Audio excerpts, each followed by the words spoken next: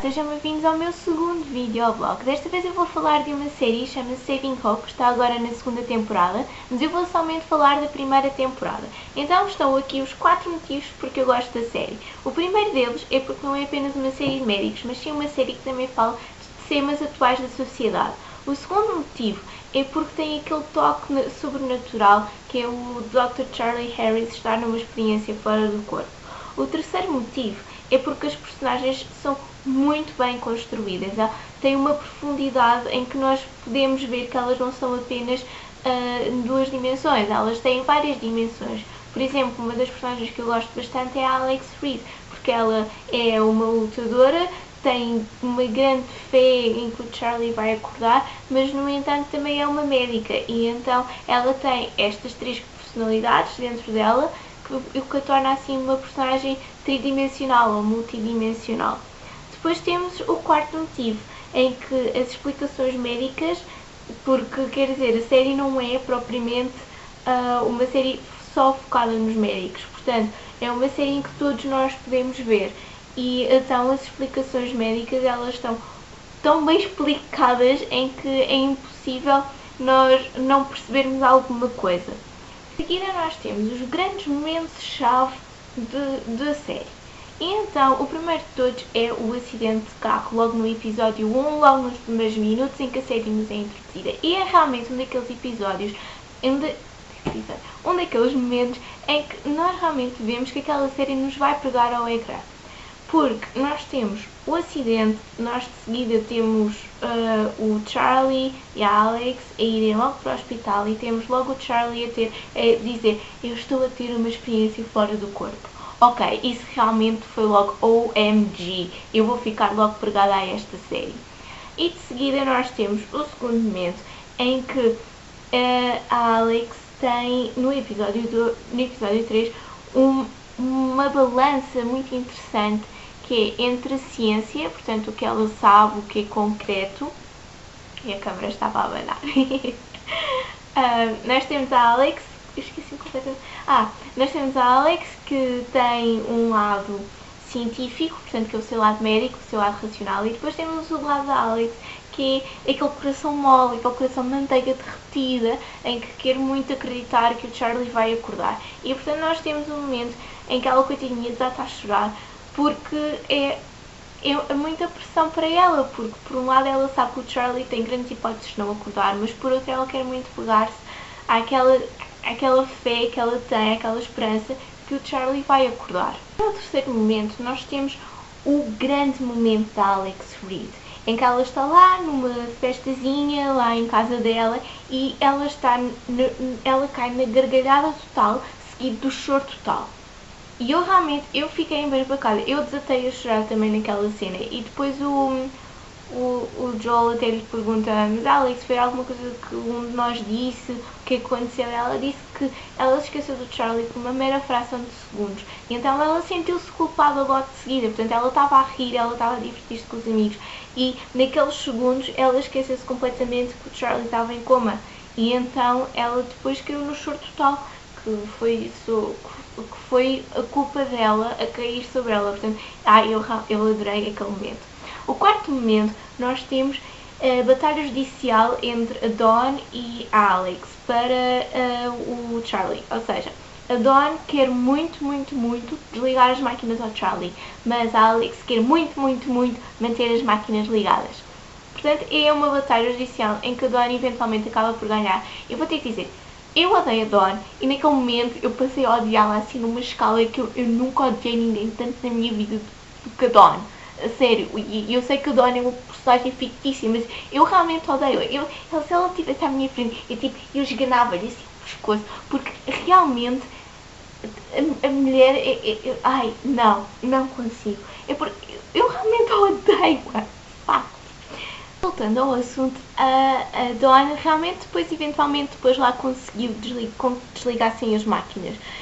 E naquela altura eu não conseguia respirar, estava a chorar convulsivamente, estava agarrada a um peluche e ainda estava agarrada a um lenço de papel. Portanto, a Dawn foi uma daquelas pessoas mais cruéis que eu já conheci numa série. Facto. O quinto momento é quando, no episódio 10, o Charlie diz que não quer acordar.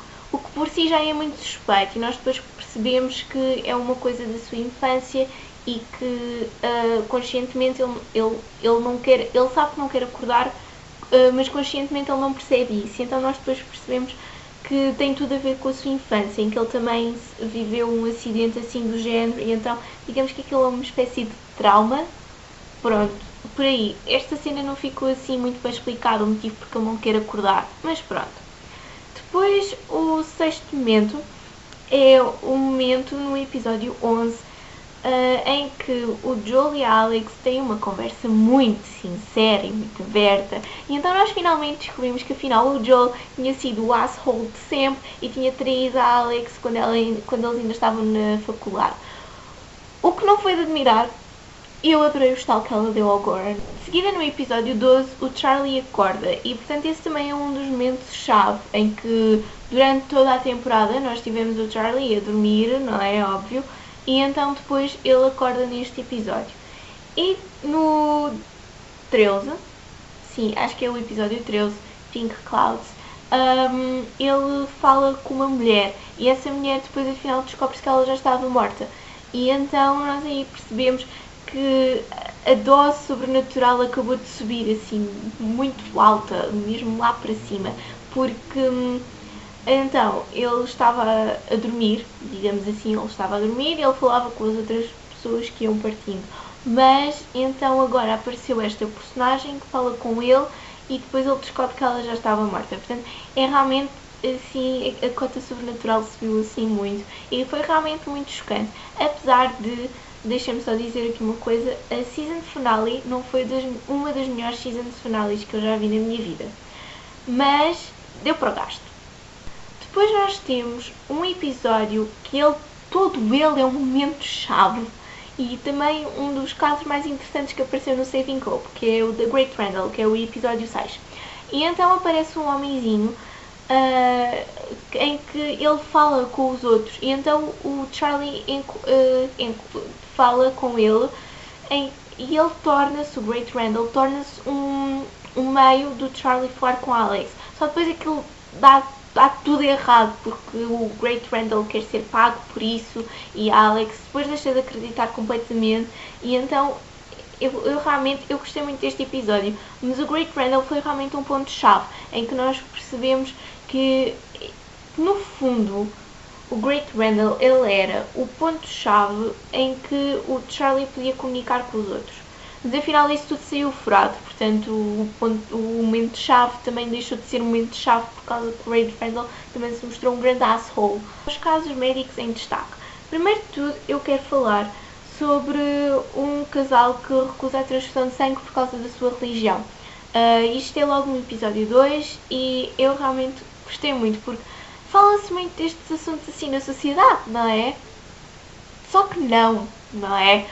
E então acontece que a mulher necessitava de uma cirurgia, acho que era para tirar o baço dela, mas que isso precisava de uma transfusão de sangue. E então o marido dela disse que não, porque a religião dela não aceitava a transfusão de sangue. E também acho que não aceitava qualquer outro medicamento, acho que ela nem sequer chegou a usar morfina uma vez por causa que a sua religião não aceitava isso. E então eu acho que foi realmente um daqueles episódios e um daqueles casos em que realmente mostrou que Saving Hope não é apenas uma série de médicos, mas também é uma série que fala dos temas da sociedade atual. E eu gostei muito deste caso. Depois nós temos também no episódio do The Great Randall, o caso do homenzinho que vai para lá e que ele não sente qualquer tipo de dor. Não sente qualquer tipo de dor, não sabe como é que se chama, eles até lhe chamam o Mr. Happy, porque ele não sente qualquer tipo de dor, ele tipo, sim, olha, tenho aqui uma barra de ferro no meio do estômago e eu não sinto completamente nada, enquanto que ele devia estar ali, supostamente, não é, ali cheio de dores e provavelmente cheio de morfina, mas nada, absolutamente nada, e então depois afinal acaba-se por descobrir que ele tem doença de vampiro. Eu achei este caso muito irónico, porque o Daniel Gillies, que faz o Dr. Goran, ele é um vampiro na série Vampire Diaries. Ele era de Originals, mas pronto. E então a doença de vampiro afinal existe mesmo. Eu fiquei muito feliz por saber disso. Mas eu não quero ter a doença de vampiro. Não. De seguida nós temos a Sandia, que é uma rapariga indiana, e que ela fala muito com o Charlie, quando ela depois eventualmente acaba por entrar em coma.